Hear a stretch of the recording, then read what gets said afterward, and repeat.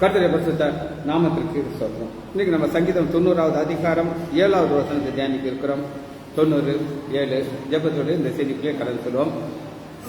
கடல் தானை நாடுவாய் பிரித்த எங்கள் தேவனே கரமே தாங்கியதை நாவரையில் தயவாய் மாதயவாய் தயவாய் மாதயவாய் தாங்கியதை நாவரையில் தயவாய் மாதயவாய் தயவாய் மாதயவாய் நன்றியால் பாடிடுவாம். ஆமென். நன்றியால் பாடிடுவாம். நல்லவர் இயேசு நல்கிய எல்லா நன்மைகளை நினைத்தே நல்லவர் இயேசு நல்கிய எல்லா நன்மைகளை நினைத்தே உயிர்ப்பித்தே உயர்த்தினார் உன்னதம் வரைவுடன் சுதந்திரராயிருக்க உயிர்ப்பித்தே உயர்த்தினார் உன்னதம் வரைவுடன் சுதந்திரராயிருக்க கிருபையின் மகதானம் அது வரும் காலங்களில் விளங்க காலங்களில் விளங்க கிருபையின் மகதானம் அது வரும் காலங்களில் விளங்க காலங்களில் விளங்க நன்றியால் பாடிடுவாம். ஆமென். நன்றியால் பாடிடுவாம். நல்லவர் இயேசு நல்கிய எல்லா நன்மைகளை நினைத்தே ஜீவனை தியாகமாய் வைத்த பலர் கடும் சேவையில் மரித்தார். ஜீவனை தியாகமாய் வைத்த பலர் கடும் சேவையில் மரித்தார். சேர்ந்து வந்து சேவை புரிந்து சோர்ந்திடாது நிற்போம் சோர்ந்திடாது நிற்போம் நிற்போம் சோர்ந்திடாது நிற்போம். நான் பாடிடுவாம். நல்லவர் இயேசு நல்கிய எல்லா நன்மைகளை நினைத்தே மித்ருக்களான பலர் நன்றி மறந்தே சத்துருக்களாயினாரே. மித்ருக்களான பலர் நன்றி மறந்தே சத்துருக்களாயினாரே. சேர்ந்து வந்து சேவை புரிந்து சோர்ந்திடாது நிற்போம் சோர்ந்திடாது நிற்போம். நன்றியால் பாடிடுவாம். ஆமென். நன்றியால் பாடிடுவாம். நல்லவர் இயேசு நல்கிய எல்லா நன்மைகளை நினைத்தே அழைக்கப்பட்டோர் நீர் உன்னத அழைப்பினை அறிந்தே வாழ்ந்திடுவீர். அழைக்கப்பட்டோர் நீர் உன்னத அழைப்பினை அறிந்தே வாழ்ந்திடுவீர். அளவில்லா திரு ஆக்கம் அதை நீர் அவனியோர் கழிப்பீர் அவனியோர் கழிப்பீர். நன்றியால் பாடிடுவாம். நல்லவர் இயேசு நல்கிய எல்லா நன்மைகளை நினைத்தே சீயோனை பணிந்துனை கிறிஸ்து ராஜனாய் சீக்கிரம் வருவார். சீயோனை பணிந்துனை கிறிஸ்து ராஜனாய் சீக்கிரம் வருவார். இயேசுவின் நாமத்தினாலே ஜெபங்கள் பிதாவே, ஆமென். கர்த்தருடைய பரிசுத்த நாமத்திற்கு ஸ்தோத்திரம். லீலா அம்மாள் பிரைஸ்லாட், டேனியல் ராஜேஷ் பிரைஸ்லாட். வாசிப்போமா? சங்கீதம் 90:7. நாங்கள் உங்கள் கோபத்தினால் அழிந்து உமது உக்கிரத்தினால் கலங்கி போகிறோம். சரி, இப்ப ஒரு திறவுகள் வார்த்தை எப்பவுமே இருக்குமா? இப்ப நம்ம பார்க்க போற வேண்டிய திறவுகள் வார்த்தைன்னா கோபம். தேவ கோபம். இப்ப இந்த வசனத்துல கோபம் இருக்கா? அதனுடைய காரணத்தை 8வது வசனத்துல பார்க்கலாம். காரணம் எங்கள் அக்கிரமங்களுக்கு முன்பாக எங்கள் அந்தரங்க பாவம் முகத்தின் வெளிச்சத்தில் நம்ம அக்கிரமம் அந்தரங்கார பாவமும் தேவனுடைய கோபத்திற்கு காரணம். புரிஞ்சுக்கிச்சா? இதனால என்ன நடக்குது? 2வது கோபத்தை பார்க்க போகிறோம். 9வது வசனம். எங்கள் நாட்களெல்லாம் உங்கள் கோபத்தால் போய்விட்டது. ஒரு கதையை போல் எங்கள் வருஷங்களை கழித்து போகிறோம். இந்த கோபத்தினால ஏதாவது ஒரு சைடு எஃபெக்ட். சைடு எஃபெக்ட்னா தெரியுமா உங்களுக்கு? ஒரு பென்சில் ஊசி போடுறோம், நிறைய பேர் பழிச்சுடுவாங்க. அலர்ஜி வந்துச்சுன்னா அவன் செத்தே போயிடும். இப்போ போடுறதே கிடையாது. முன்னாடினா அலர்ஜின்னு சொல்லி அப்படி ஒரு பிரச்சனை இருக்கு. அப்போ இந்த சைடு எஃபெக்ட் என்னது? ஆயுள் குறையும். சரி, 3வது கோபத்தை 11வது வசனத்தில் பார்ப்போம்.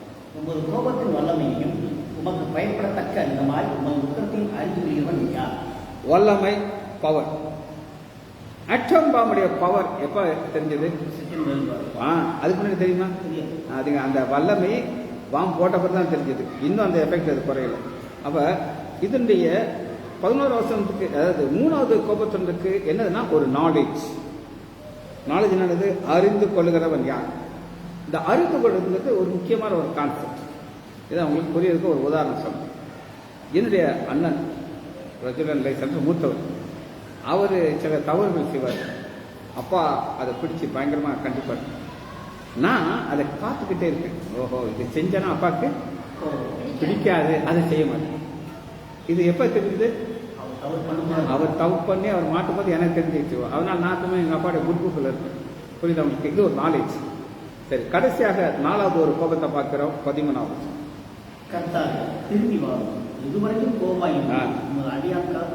எது வரைக்கும் கோபம். இந்த கோபம் எது வரைக்கும் கேட்ட உடனே பதில் 14வது வசனம். முதல் உங்களுக்கு சொன்னேன் கோபத்துடைய காரணத்தை சொன்னேன், பாவம். ஆனா 14வது வசனம் வாசிங்க. எங்கள் வாழ்நாளெல்லாம் களி கூர்ந்து சரி, இத ஆண்டவர் ஆக்ஷன்ல காட்டிட்டேன். எதை ஆக்ஷன்ல பார்ப்போமா? அவனுடைய கோபம் எப்படி ஆக்ஷன்ல பார்க்கறான்னு சொல்லி லேவியராகமம் எடுத்துக்கொள்ளுங்க. 26வது வசனம். லேவியராகமம் 26வது அதிகாரம் லெவல், ஃபர்ஸ்ட் லெவலில் நீங்க எங்க பார்க்கலாம் அப்படின்னு கேட்டீங்கன்னா, ஃபர்ஸ்ட் லெவல் 4 லெவல் உங்களுக்கு காட்ட போகுது. 14வது வசனம். 26 செவி கொடாமல் செய்யாமல். அப்ப 13வது வசனம் வர பாத்தீங்கன்னா ஒரு ஆசீர்வாதம் இதோட முடியுது. 13 வாசிங்க பார்ப்போம். இருந்தபடி புறப்பட பண்ணி உரித்து. அப்ப இந்த நிமிர்ந்து நடக்கலாம் என்ன அப்படின்னு நீங்க கேட்டீங்கன்னா, இப்ப எலெக்ஷன்ல ஒரு கட்சி ஜெயிச்சிருக்கு.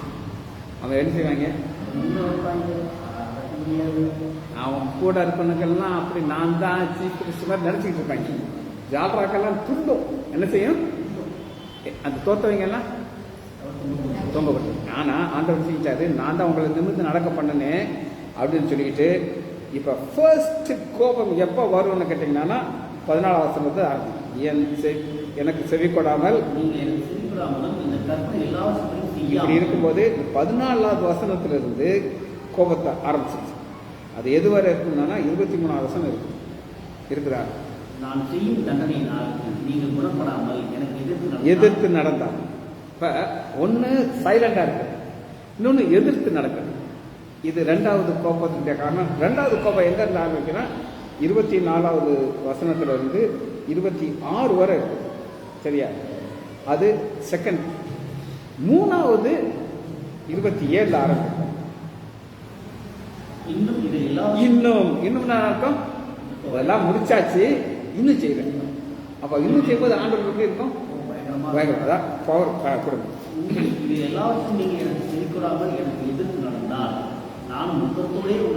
எதிர்த்து நடந்து. இப்ப நீ எதிர்த்து நடந்தா நான் நினைச்சேன் ஏத்து நடந்து. இப்ப உங்க தெருவில் ஒரு ரவுடி இருக்கான். சின்ன வயசுல இருந்தே பாக்குறீங்க, அண்ணே வணக்கங்கிறீங்க, அவனும் வணக்கம் வைக்கிறாரு, எல்லாம் நடந்துச்சு. அவனுக்கு என்னெல்லாம் செய்யறத தவிர நீங்க போலீஸ்ல கம்ப்ளைண்ட் கொடுத்தாச்சுன்னா என்ன ஆகும்? வில்லனா மாறிடும். அதுவரை என்ன ராஜேஷ் எப்படியா இருக்கா சொல்லி நல்லா நடக்குது ஃப்ரெண்டா இருக்கீங்க. ஆமா, அவன் உங்களுக்கு எதாவது ஹெல்ப் பண்ணுவான், எல்லாம் செஞ்சு. என்னைக்கு அதான் அங்க எதிர்த்து நடந்தான். அதனால என்ன செய்வார்னு சொல்லி 33வது வசனம் பாருங்க. ஜாதிகளுக்குள்ளே சிதறடித்து. சிதறடிக்கிறது என்னது? நாங்க 3 பேரும் ஒன்னா இருக்கோம், தம்பி இருக்கான், எல்லாம் இருக்கும். ஆனா அவனுடைய கோபம் வந்தா அத்தனை பிச்சு பிச்சு போனா அந்த ஆஸ்பத்திரி என்ன ஆகும்? அன்னைக்கு நிஷல் சொல்றான், இப்பா நீங்க இருக்கிறவரை நல்லா போகும், உங்களுக்கு அப்புறம் என்ன ஆகும்னு நல்லா யோசிய பார்க்க முடியுமா? கண்டிப்பா வாழ்நாள் வேலை பார்க்க முடியுமா? அதான் சிதறி இருக்கிற காரியம். சரி, இப்போ உங்களுக்கு 3-4 கோபத்துக்கு பேரல காமிச்சிட்டேன். சரியா? இப்ப 90வது அதிகாரத்துல 7வது வசனத்தை வாசி. கோபத்தால் அழிந்து. அழிகிறதுங்கிறது என்ன அப்படின்னு கேட்டீங்கன்னா, இப்ப நாங்க ஒரு டிவிஷனை காட்ட போறேன். டிவிஷன்ங்கிறது என்ன காட்டுறேன். இங்க பாருங்க, 5வது வசனத்துல பாருங்க. அவர்கள், இது வேற ஒரு கூட்டம், இது வேற மக்கள், அவர்களுக்கும் நாங்களுக்கும் சம்பந்தமே கிடையாது. அவங்கள வெள்ளம் போல வாரி கொண்டு போகிறார்கள். ஆனா நாங்க 7வது வசனத்துல நாங்களும் கோபத்தினாலே அழிந்து கலங்கி போகிறோம், ஆனா இருக்கிறோம். ரெண்டு வித்தியாசம் தெரியுதா? ஒருத்தர் என்ன செய்யறான், காலியாயிரும். நம்ம ஊர்ல ஒரு பெரிய ஒரு குடும்பம் இருந்துச்சு, ஏ4எஸ். அது எங்க இருக்கு தெரியுமா? ஏ4எஸ். ஆமா, எங்க அப்பா காலத்துல நம்பர் 1 ரிச் பீப்புள். இந்த தந்திபுரத்து கேட்ல ஒரு தெரு ஃபுல்லா ஏ4எஸ் தெரு. இந்த டாக்டர் வைரம் அவருடைய வீடு அங்கே ஆரம்பிக்கும். அங்கேருந்து அந்த கடைசி வரை அவங்க தான். அப்படி ஒரு ரிச் பீப்புள். எங்கள் அம்மா அவங்க வீட்டுக்கு போயிருக்காங்க. அந்த சரியா? அவங்க வீட்டில் ஒரு 50 இரும்பு பெட்டி இருக்கும். எங்கள் அம்மா பார்த்துருக்காங்க. 50 இரும்பு பெட்டினா 50 ஊருக்கு பிஸ்னஸ் பண்ணும்போது அந்த ரூபா வந்து இதில் தூக்கி வச்சுருவாங்க ஒரு. ஆனால் இவர் பிஸ்னஸ் பண்ண மாட்டார். கடப்பைங்களெல்லாம் அவங்க ராஜாவாயிட்டாங்க, தனித்தனியாக வாங்க. இப்போ ஃபுல்லாக போயிட்டாங்க. இப்போ விருதுநகர் கிடையாது. இப்போ நான் சொல்கிறத மக்கள் அவங்க யாருமே கிடையாது.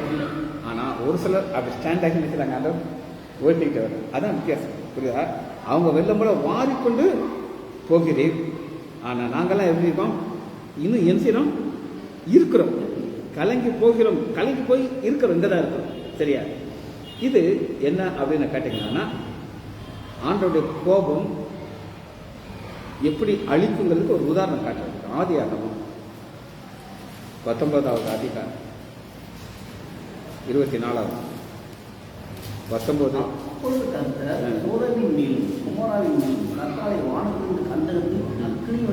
வருஷிக்க பண்ணி அழித்து போட்டார். இது அவர்கள் ஆண்டவர் செய்றாரு. ஆனா லோத்தை மட்டும் என்ன செய்றாரு? காப்பாற்றுறாரு. எப்படி காப்பாற்றுறாரு அப்படின்னு கேட்டீங்கன்னா 14 வசனம் பாருங்க. அப்பொழுது லோத்து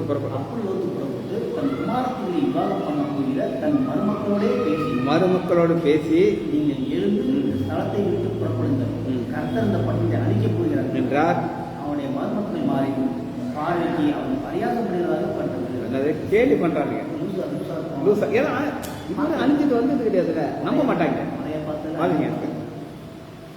கிழக்கு வெளுக்கும் போது அந்த தூதர் லோத்தை நோக்கி, பட்டணத்திற்கு வரும் தண்டனையில் நீ அறியாதபடிக்கு எழுந்து உன் மனைவியையும் இங்கே இருக்கிற உன் 2 குமாரத்தையும் அழைத்துக் கொண்டு போ என்று சொல்லி அவனை துரிதப்படுத்தினார். அப்படின்னு என்ன அர்த்தம்? கிளம்பு, பேக்கப். ஆனா உங்களையே கிளம்ப மாட்டேங்கிறாங்க. இது ஒரு பாஸ்டர் ரொம்ப அழகா ஒரு கதையா சொல்றாரு, ஜோக்கா சொல்றாரு. மகளும் மருமகளும் நான் லிப்ஸ்டிக் போடாம என்ன செய்ய மாட்டோம், வெளியே வர மாட்டோம். அவங்களுக்கு எதாவது முக்கியம்? இந்த மருமகள் அவர் சொன்னது என்னைய மறைக்காத, சரியா? அப்ப எப்பதான் வெளியே வருவாங்க? பாதி போட்டது போதும்னு கையை பிடிச்சு கையை பிடிச்சிட்டு போறாங்க. இருக்கா 16 பாருங்க. அவனை அந்த 2 குமாரத்தையும் கையை பிடித்து, நீ போட்ட லிப்ஸ்டிக் போதும், மேக்கப் போட்டது போதும், வெளியே வா. அப்ப இவங்க ஆண்டவர் அழிக்கல, இவங்களை என்ன செய்யல ஆண்டவர். 17வது வசனம் பாருங்க. ஜீவன் தப்ப ஓடி, ஜீவன் தப்ப ஓடி. சரி, இது ஆண்டவர் சொல்ற ஒரு கூட்டணிச்சு பண்றது, அழிக்க மாட்டேங்கிறார். 2வது, அழிக்காம இருக்கிறதுக்கு ஒரு விசேஷமான ஒரு வல்லமை கொடுக்கிறார். நம்பர் 2 அழிக்காம. ஆதியாகமம் 31வது அதிகாரம் 29, 31, 29. இது நான் என்ன சொல்லுறேன்? லாபான் யாக்கோபுடைய மாமனாரு. ஒரு பிரச்சனை வந்துடுது. அப்ப ஓடி போகும் பொழுது ஆண்டவர் என்ன சொல்கிறான்னு 29 வசனம். லாபான் என்ன சொல்கிறான்னு கேட்டீங்கன்னா, உங்களுக்கு செய்ய எனக்கு வல்லமை. இப்ப நீங்க வந்து கேட்க சமைச்ச போய் எனக்கு உன்னை பொல்லாப்பு செய்ய வல்லவர்கள் சொல்ல முடியுமா? ஆனா அவர் சொல்ல முடியும். என்ன சொல்ல முடியும்? நான் உன்னை ஒன்றும் இல்லாமல் ஆக்கிருவேன், ஆனா நான் உன்னை விட்டு வச்சிருக்கேன் ஆசைங்க.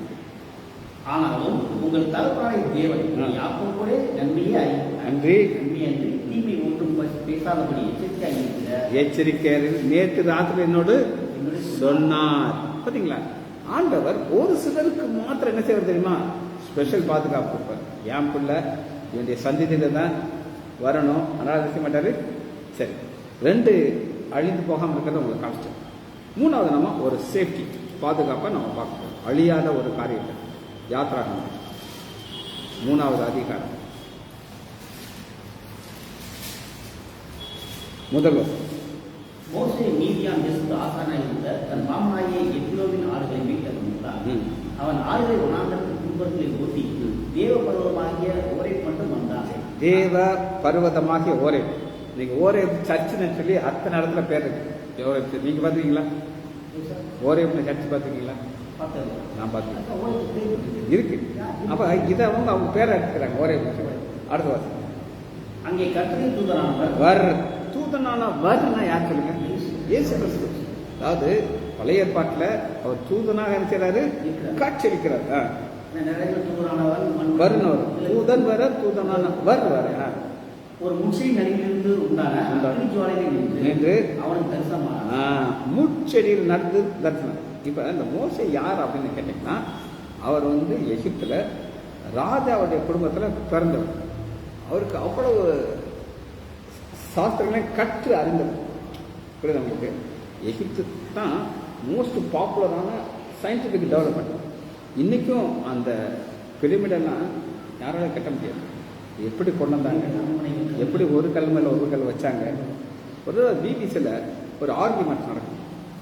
இப்போ பில்டிங் கன்ஸ்ட்ரக்ஷன் அப்படின்னு எதையோ இருக்குல்ல, அவங்கள்ட்ட இவங்க இன்டர்வியூ பண்ணுறாங்க. ஆமாம், இரும்பு கிடையாது, ஒன்றும் கிடையாது. அவங்க சொல்கிறாங்க, இப்போ நீங்கள் எவ்வளோ கம்ப்யூட்டர் இருக்குது, உங்களால் இந்த மாதிரி ஒரு டெசர்ட்டில் இதே மாதிரி பார்த்து கட்ட முடியுமான்னு கேட்டால் 100% முடியாது. என்னது? எங்களால் முடியாது. ஆனால் இவங்களுக்கு அந்த நாலேஜ் இருக்காது. எப்படி அதை கொண்டாந்தாங்க, எப்படி ஒன்று மேலே எல்லாமே யாருக்கு தெரியுது? அங்கே தான் இவர் பார்த்துருக்காரு. ஆமாம், சீக்கிரம் ட்ரூம்ஸ் அது. சரி, அப்போ நாங்கள் போனால் அந்த மெசேஜ் போடும். இப்போ நான் என்ன சொல்ல வரேன்னா, அதை என்ன செய்யறாரா, உற்று பார்க்குறாரா. ஏன் உற்று பார்க்குறாரு? எத்தனையோ எரியறத பார்த்துருக்காரு, இது மட்டும் என்ன செய்ய மாட்டேங்குது, எரியலை. அதான் அந்த ஸ்பெஷல் பாதுகாப்பு. இது எதுக்கு அடையாளம் அப்படின்னு நீங்க கேட்டீங்கன்னா, இஸ்ரேல் தேசம். இஸ்ரேல் தேசத்தை மாதிரி யுத்தத்தை பார்த்த தேசத்தை பார்க்க முடியும். அவங்களுக்கு இருக்கிற ஒரு நாலேஜ் யாருமே கிடையாது. நீங்க நினைச்சானா எங்கனாலும் போய் பாம்பு போட்டோம். அது நீ எங்க போய் ஒளிஞ்சிட்டு 40 அடிக்கு கீழே கரெக்டா அந்த இடத்துல ஓட்டை போட்டு அந்த அளவு நாலேஜ் இருக்கிறவங்க இஸ்ரேல் மட்டும். ஆனா இவரே இருக்கிறாரு ஆர்ச்சிருவார். அடுத்த வருஷம் 3. அப்பொழுது மோசே, இந்த முட்செடி வெந்து போகாது என்ன, நான் கிட்ட போய் அந்த அற்புத காட்சியை. இப்ப ஆண்டவர் ஒரு கூட்டத்தார அழிக்கிறார், சோதமகுமார பட்டணத்தை அழிக்கிறார். இவங்களை நினைக்கிறாரு, பாதுகாக்கிறாரு. யாக்கோப பாதுகாக்கிறார். வாசிங்க. அவன் பார்க்கும்படி கிட்ட வருகிறதை கண்டார். முட்செடி நடுவிலிருந்து தேவன் அவனை இங்க திருத்துவத்தை நீங்க பார்க்கணும். முதல் நம்ம பார்க்க கர்த்தருடைய தூதனானவர், 4வது கர்த்தர் கண்டார். திருத்துவத்துல இவர் 2வது நபர். யாரு நபர்? அடுத்து பாருங்க, தேவன். தேவன் யாரு? பிதா. யாரை பார்க்கலாம்? பிதாவை பார்க்கிறோம், குமாரனாக இயேசு 2 ஆங்கிள் பார்க்கிறோம். அடுத்து அவன் மோசே என்று கூப்பிட்டான். அவன் இதோ அடியேன் என்றான். அப்பொழுது அவர், இங்கே கிட்ட சேராயாக, உன் காலில் இருக்கிற பாதரட்சியை கழட்டி போடு, நீ இருக்கிற இடம் பரிசுத்த. பாதரட்சியை கழட்டி போடுங்கிறதுக்கு ஒரு முக்கியமான ஒரு ஆழமான ஒரு சத்தியம். இப்போ பாதரட்சிங்கிறது என்னது? எதுக்காக போடுறோம்? தூசி அழுக்கு, நம்ம காலில் முள்ளு குத்தாம அழுக்கு படாம பார்க்கறோம். ஆனா ஆண்டவர் சொல்றாரு, நீ ஒரு செருப்பை போட்டுக்கிட்டு அதை உன்னை பாதுகாக்க நினைக்கிற. புரியுதா? ஆனா நான் அந்த முள் செடியே எரியாம நான் பாதுகாத்துட்டு, உனக்கு எது தேவையில்லை? தேவை. புரியுதா உங்களுக்கு? அர்த்தவாசி. பின்னும் அவர், நான் ஆபிரகாமின் தேவனும் ஈசாக்கின் தேவனும் யாக்கோபின் தேவனுமாய் இருக்கிறார். சரி, இப்ப இங்க வரும்போது தன்னுடைய பழைய உடன்படிக்கையை காட்டுறார். அது என்னது? ஆபிரகாமின் தேவனும் ஈசாக்கின் தேவனும். அப்ப சர்வ வல்லவர் தேவன் சொல்லி ஆதியாகமத்தில் பார்க்கிறோம். ஆனா இந்த பேரை சொல்லி சொல்றாரு. இதை நீங்க தேவனுடைய கோபத்துல பார்க்கிற ஒரு காரியம். சரி, அடுத்து தேவனுடைய கோபத்தை யாத்ராகமம் 15வது அதிகாரம் 7வது வசனம். யாத்ராகமம் 15:7. உமக்கு விரோதமாய் எழுப்பினவர்களை உமது முக்கியத்தின் மகத்துவத்தினாலே நிர்மூலமாக்கினீர். நிர்மூலமாக்கினீர். பாருங்க, சொதாம் குமார பட்டணத்தை அழிக்கிறார், எகிப்தியரை அழிக்கிறார். அவ ஆண்டோட கோபத்துல நிர்மூலமும் பண்ண முடியும், அழிக்க முடியும், பாதுகாக்க முடியும். இது இவங்களை என்ன சொல்றாரு அப்படின்னு கேட்டீங்கன்னா, இன்று காணும் எகிப்தியரை நீ காண மாட்டாய். 14-13 இது இன்னைக்கு இருக்கிற உண்மை. இந்த எகிப்தியர்கள் யார் அப்படின்னு கேட்டாங்கன்னா கருப்பு இனத்தவர், பிளாக் நீக்ரோஸ். ஆனா இன்னைக்கு எகிப்துன்னு ஒரு இடம் இருக்கு, அங்க இருக்கிறவங்க எல்லாம் பிழைக்க வந்தவங்க, அந்த லோக்கல் மக்கள் கிடையாது. புரியுதா உங்களுக்கு? சரி, அப்ப இந்த தேவ கோபம் என்ன செஞ்சு அழிச்சிருச்சு. இது 4வது குறிப்பு. 5வது தேவனுடைய கோபம் எப்படி அழிக்கும் அப்படின்னு கேட்டீங்க, என்னாகும் 11வது அதிகாரம் 1 வசனம். பின்பு ஜனங்கள் முறையிட்டுக் கொண்டிருந்தார்கள்.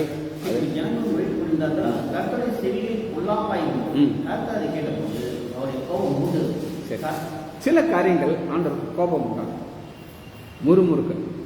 இந்த முறுமுறுக்கிறது என்ன தெரியுமா உங்களுக்கு? முனகிறது. 2 காரியம் செய்யலாம், துதித்து பாடலாம்.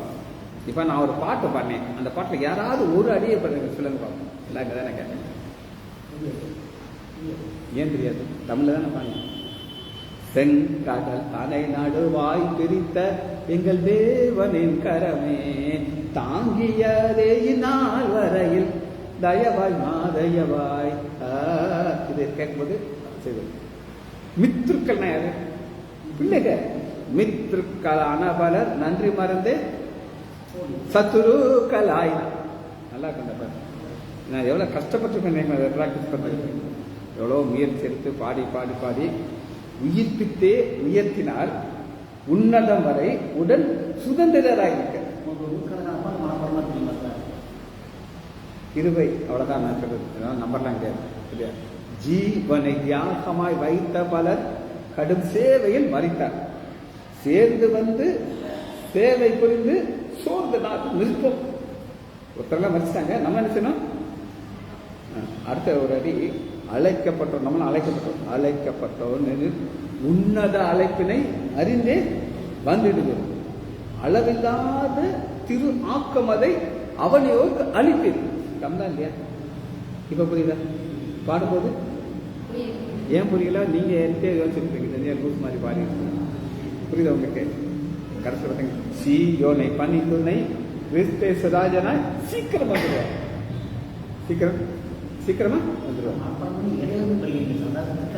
இதெல்லாம் நான் ரசிச்சு பாட்டது.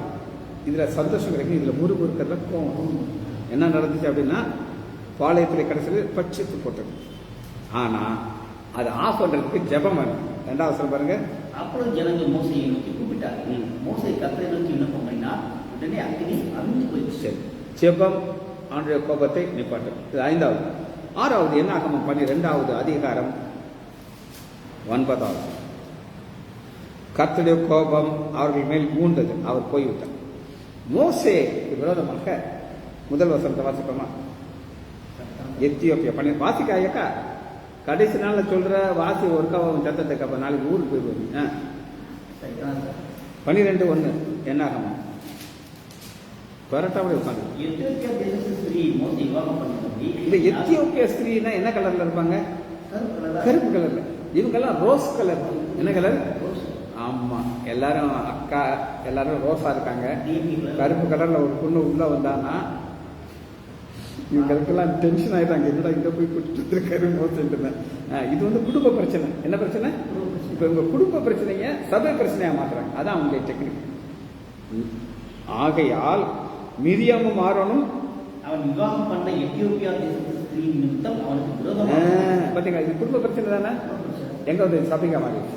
அடுத்து கர்த்தர் மோசையை கொண்டு மாத்திரம் பேசினாரோ, எங்களை கொண்டும் அவர் பேசவில்லையோ. இப்ப மோசை என்ன சொல்லிருக்கலாம்னு கேட்டானா, செங்கடல்ல பிறந்த நீயா நானா, யோர்தான் பின்னாடி போனது எல்லாமே சொல்ல முடியுமா இல்லையா? வாத வந்துச்சதையா 10 வாத அதை நிறுத்தினது நானா நீயா பேசலாமா? இவர் பேசவே மாட்டேங்க, வாயை பூட்டிக்கிட்டு இருக்காரு. அவர் பேசவில்லை, கர்த்தர் அதை கேட்டார். நீ சண்டை போட தெரியுமா உனக்கு? என்னைக்கு நீங்க சண்டை போடுறீங்களோ ஆண்டவர் சைலண்ட் ஆகிடும். நீங்க அப்படியே பொறுமையா இருந்து ஏசப்பா சோத்திரம் பேசட்டும். தாவீது சொல்லுவாரு, இந்த சிமியோன் பேசுறாங்க, அவன் பேசட்டும்னு சொல்லி ஆண்டவர் அனுப்புறாரு அப்படின்னு சொல்லி குறைத்தா இருந்தாருன்னா அவர் பேசுவார். அதே தாங்க நடக்குது. கோபம் வந்துச்சு, ஆண்டவர் கடைசியில் என்ன கேட்டார்? குஷ்டுரையை மாற்றிட்டார். சரி, ஆண்டருடைய கோபத்தை இது ஒரு காரணம். இது எத்தனாவது குறிப்பு அப்படின்னு கேட்டிங்கன்னா 6வது குறிப்பு. 7வதாக பார்க்குறோம் 14:35 என்னாகமம். இதில் வந்து அழிக்கலை, நல்லா கேட்டுக்கோங்க. இந்த கோபத்தில் ஆண்டவர் சில குஷ்டுரையை ஆக்கிறாரு, அப்புறம் சரி பண்ணிட்டாரு. 14:35 அடுத்த கோபத்தை கர்த்தராய் நான் இதை சொன்னேன், எனக்கு விரோதமாய் கூட்டம் கூடினா இந்த பொல்லாத சபையார் யாவருக்கும் இப்படியே செய்யும். இந்த வனாந்தரத்தை இவங்க அழிக்கிறார். பார்த்தீங்களா, ஒரு நேரம் அழிக்க மாட்டேங்கிறாரு, ஒரு சிலர் அழிக்கிறாரு.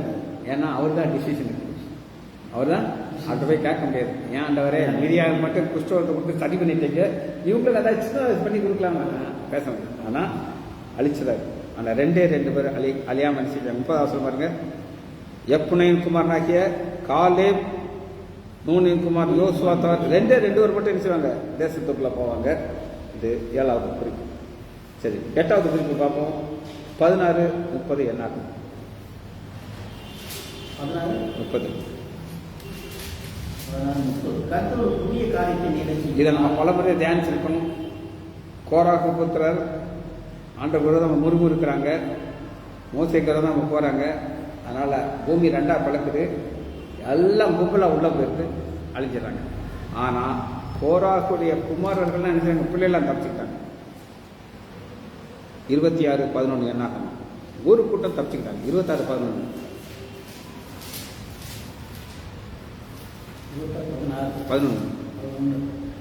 கோராகின் குமாரரும் ஒரு கூட்டத்தை அழிக்கிறாரு, ஒரு கூட்டத்தை தப்பிச்சுக்கிட்டாங்க. இவங்க வந்து அப்பா கூட சேரல. 9வது நம்ம பார்க்குறோம். 25:11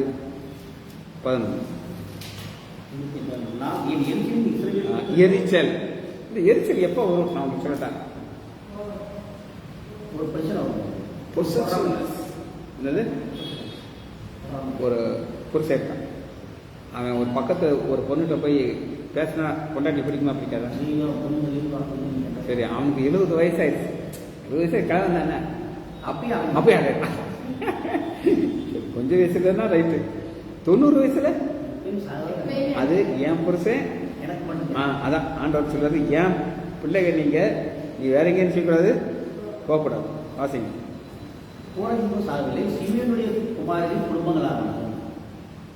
இவங்க ஆண்டோட பாவம் நடக்குது. இந்த பாவத்தில் ஒருத்த மட்டும் தைரியமா இருந்து நிற்கிறான். அவனை பார்க்குறாரு. 16 சொல்லுங்க, அவர்கள் நடுவிலே பக்தி வைராக்கியம் காட்டுது. ஆண்டவர் ஒரு பக்தி வைராக்கியத்தை எதிர்பார்க்கிறான்.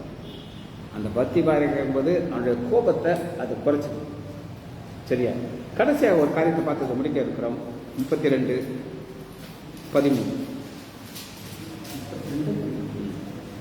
இயேசுவுக்கு வந்தவர்களில் 20 வயது முதல் அதற்கு மேற்பட்ட மனிதர்கள் ஒருவரும் என்னை உத்தமமாய் பின்பற்றாதபடினாலே அவர்கள் நான் ஆபிரகாமுக்கும் ஈசாக்கும் யாக்கோபுக்கும் ஆணை கொடுத்த தேசத்தை காண்பதில்லை என்றார். அப்போ பின்பற்றதுல உத்தமமாக பின்பற்றதுன்னு ஒன்று இருக்குது. சரி, இதை மட்டும் ஒரு இன்ட்ரடக்ஷன் வாசிச்சதை திரும்ப வாசிச்சு நம்ம போகலாம். சங்கீதம் 90வது அதிகாரத்தில் 7வது வசனத்தை நம்ம பார்த்தோம். இங்கே வந்து டிவிஷன்ஸ் இருக்கு, கோபர் வித்தியாசமான லெவல். இப்போ நம்ம ஃபர்ஸ்ட் லெவலில் நம்ம பார்த்துட்டோம். மீதி 3 லெவலில் நம்ம அடுத்து பார்க்குறோம். எப்படி முடிப்போமா? மகா இரக்கமம் கிருபையுள்ள பிதாவே, நம்ம துதிக்கிறோம் ஐயா. தேவ கோபம் ஒரு கூட்டத்தை நிர்மூலம் பண்ணுகிறது, ஒரு கூட்டத்தை பாதுகாக்கிறது. இது எங்கள் மேல் கோபமா இல்லாதபடி பிரியமா இருக்கிறதுக்காக நாங்கள் வேதத்தில் ஆழத்தை நாங்கள் வாசிக்க பாராட்டுகிற நன்மைக்கு நன்றி. பிள்ளைகள் ஒவ்வொருவரையும் என் ஆண்டவராகிய இயேசு கிறிஸ்துவின் நாமத்தினாலே ஆசீர்வதிக்கிறேன். இயேசுவின் நாமத்தினால் ஜெபங்கள் பிதாவே. ஆமேன், ஆமேன், ஆமேன்.